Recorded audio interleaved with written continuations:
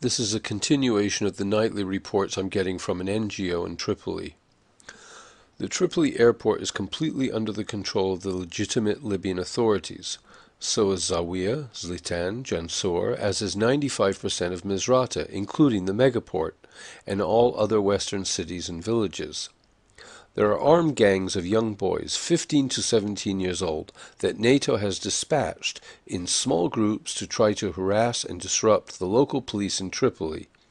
Unfortunately, the police are under orders to fire over the heads of these armed youths because they are misguided. The problem with this strategy is that these armed gangs are as bad as those in the USA. They can and do kill. There are about 1,000 of these surrounded in a small town just west of Zawiya. These armed gangs are the death dance for the NATO rebels.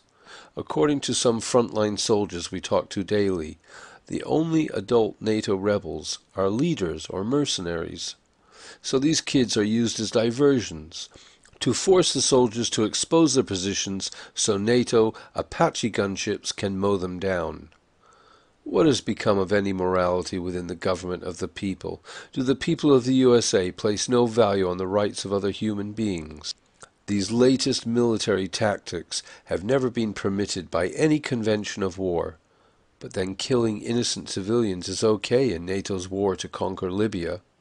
Okay, this is a PS. One more lie debunked. I just read the AP story that Zawiya was in NATO rebel hands. So I just called Mahmoud al-Mansouri, a 27-year-old Libyan soldier, communications officer.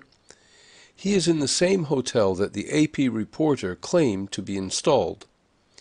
Do you think that the Libyan army and the NATO rebels are in the same building? Where does propaganda stop? Either AP admits that it works for NATO, Obama, Israel, or who, but the truth is not in anything AP is reporting. Tomorrow, if we have enough fuel, we will drive to all the claimed towns and cities to personally debunk these liars. I'd just like to add, this is what NATO is doing everywhere. In the 6 countries that NATO is bombing, it's killing civilians. And you wonder about these reports of people being sent into Tripoli and there's shooting going on. I mean, aren't they just being sent to their death? Aren't they surely being surrounded by greater numbers of people? In other words, they're being duped. They're being told to go somewhere with the certainty that they're going to die. It seems that way to me. In this age of mercenaries,